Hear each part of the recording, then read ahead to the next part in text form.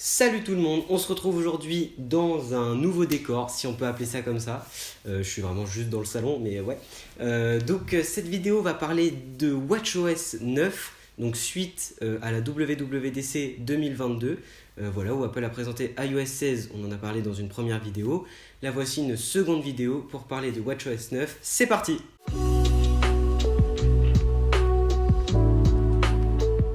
Tout d'abord, évidemment, nous avons des nouveaux cadrans, tels que par exemple le cadran Mégalopole, où on peut donc changer la police d'écriture des chiffres. On a le cadran Récréation, donc avec des sortes de petits ballons, c'est en collaboration avec un artiste, voilà, donc si on touche les ballons, ils peuvent faire un petit peu comme si ça rebondissait, etc.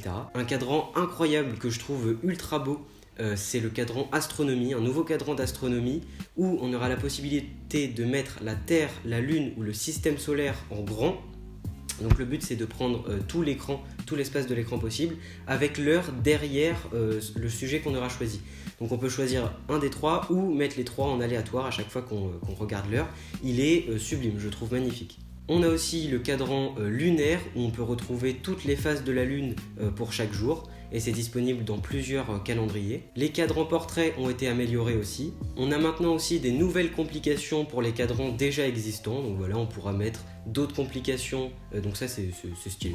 Et pour les cadrans modulaires compacts et extra larges, donc des cadrans qui existent déjà, on pourra maintenant changer la couleur de fond et mettre la couleur qu'on veut, donc ça c'est cool, on ne sera pas cantonné qu'à du noir ou du blanc. Autre nouveauté, il y a aussi une nouvelle façon d'afficher les notifications. C'est vrai qu'actuellement quand on reçoit une notification sur son Apple Watch, ça prend tout l'écran et c'est un espèce de pop-up qui s'affiche. Et maintenant ce sera juste sous forme de bannière.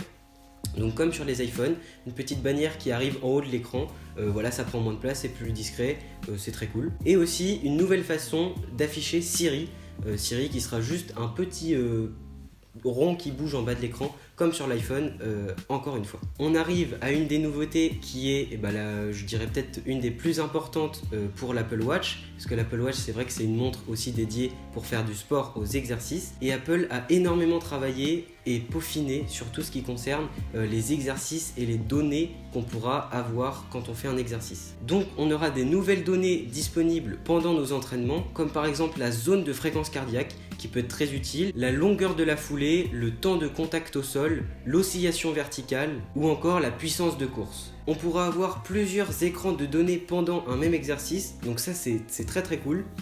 On ne sera pas cantonné à un seul écran où on devait choisir que 5 données il me semble.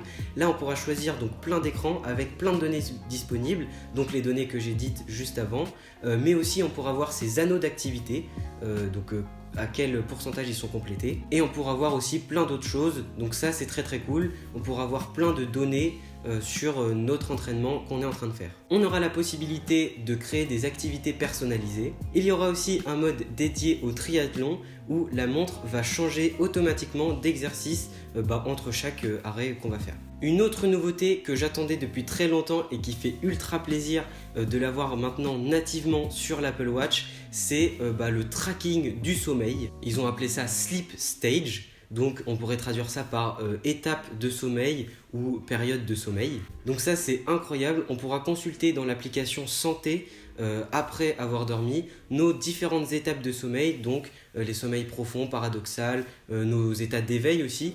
Donc ça c'est très cool, on aura des petits graphiques dans l'application Santé qu'on pourra consulter après, et ça franchement c'est trop bien, c'est génial, parce que moi j'avais une autre application dédiée à ça, mais là que ce soit disponible nativement sur l'Apple Watch, c'est vraiment trop bien. Des nouveautés qui concernent maintenant l'accessibilité.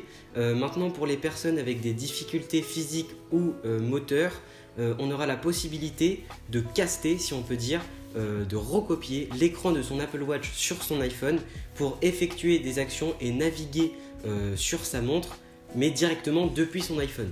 Voilà, donc ça c'est bien pour les personnes qui ont des difficultés moteurs ou des handicaps, ça peut être très utile. Et on pourra faire des actions rapides, comme par exemple pincer 2 fois avec sa main pour démarrer un exercice ou prendre une photo, une capture d'écran par exemple. Autre nouveauté, c'est Medication, avec l'accent c'est parfait.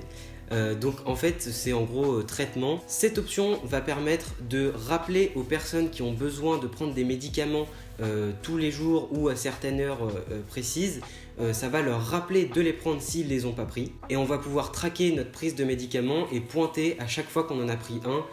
Voilà, comme ça va nous permettre de rappeler s'il faut prendre nos médicaments à un certain moment. WatchOS 9 sera disponible à partir de l'Apple Watch série 4 et évidemment jusque à la dernière, la série 7 actuellement. Information importante aussi, pour avoir WatchOS 9 sur son Apple Watch, il faudra absolument avoir un iPhone avec iOS 16, sinon on ne pourra pas faire la mise à jour.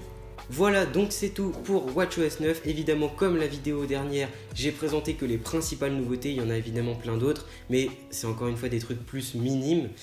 Donc voilà, j'espère que ça vous a plu. N'hésitez pas à vous abonner et à la prochaine pour macOS. Let's go!